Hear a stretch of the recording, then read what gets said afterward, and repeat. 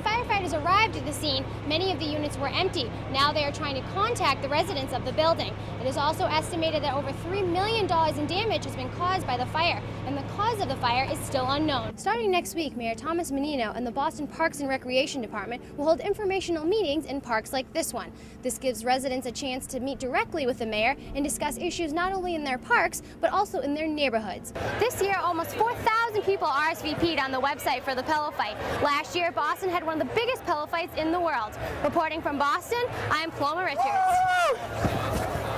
For 2010 Miss Boston winner Ashley Rizzo, duties that come with the crown will start right away. And in June, she will compete for the Miss Massachusetts title in Worcester.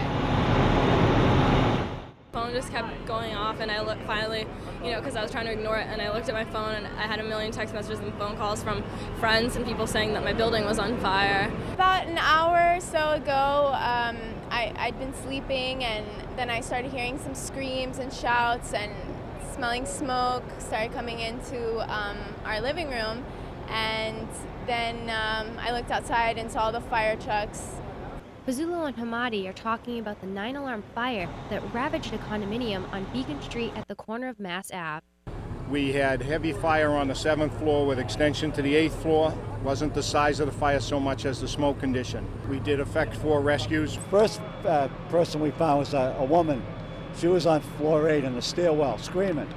So basically, I went by the fire, was able to put my face piece on her. I told her to grab me around the neck, and I went down the stairwell. Fortunately, all the rescues were successful, but there are 4 people in the hospital. One of them is a firefighter.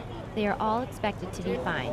Because this fire happened during the daytime, most of the residents were at school or work, but the building's age made the firefighters' job much more difficult.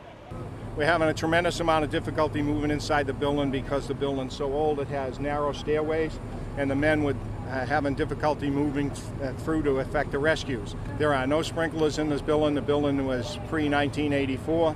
When firefighters arrived at the scene, many of the units were empty. Now they are trying to contact the residents of the building. It is also estimated that over $3 million in damage has been caused by the fire, and the cause of the fire is still unknown. Live in Boston, I'm Paloma Richards for WEBN. Today, the elevator is off limits. That's because these people are climbing all 41 flights of stairs for a cause. This is the Race Up Boston Place to raise money for the American Lung Association. We're a group of friends and family who decided that we're all decided that this was a great cause for the American Lung Association, and we raised over $3,000 this year from our team alone. Numbers are up, donations are up, endorphins are up. We're dominating. But the Stepaholics aren't the only ones looking to dominate.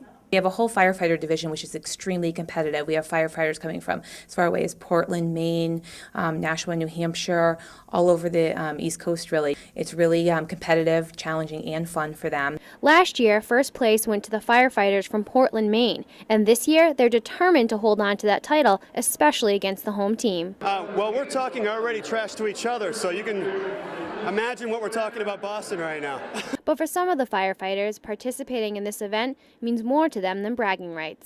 My mother passed away from lung cancer actually in 92 or 3, so yeah. And then I'm not the only one, there's other guys. And there's guys on our job that come down with it too. These firefighters may not be racing up these stairs to save a life, but they are still making a difference. This year, the Boston Fire Department raised almost $10,000 for the American Lung Association. In Boston, I'm Paloma Richards, WEBN News. Thanks, Valencia. Sarah Carpenter is an event planner turned nanny. Jonathan Spencer is a tax associate turned clothing designer. This is because, like many recent college graduates, they've been unlucky in the job market of their field. Well, I thought I was going to get a job right away, like no problem. I had 2 great internships, and I had great experiences at both, had excellent letters of recommendation, and I was also involved with on-campus activities. My degree was in corporate finance and accounting. That was what I did.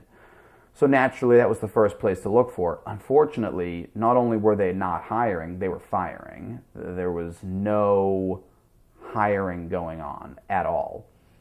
For Carpenter, her nanny job started out as a way to pay the bills. But a year and a half later, Carpenter's temporary job has helped her realize what she really wants to do. I'm going to get my master's now in education, elementary education.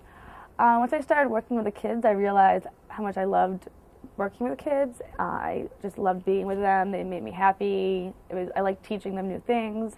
For Spencer, it was at his temporary job at a restaurant where he met his business partner and decided to start a business that he had always dreamed about. If I don't do this now, maybe I'll never do it. So I figured maybe I should start this little entrepreneurial idea that I had, which was a clothing company. I've always been a fan of clothes. I've always been a fan of different styles and whatnot. Today, both Carpenter and Spencer believe they are happier now than they would have been if they had gotten jobs right out of college. If I had gotten a job as an event planner, I would be working in corporate America now, which I definitely am glad I'm not going to be doing.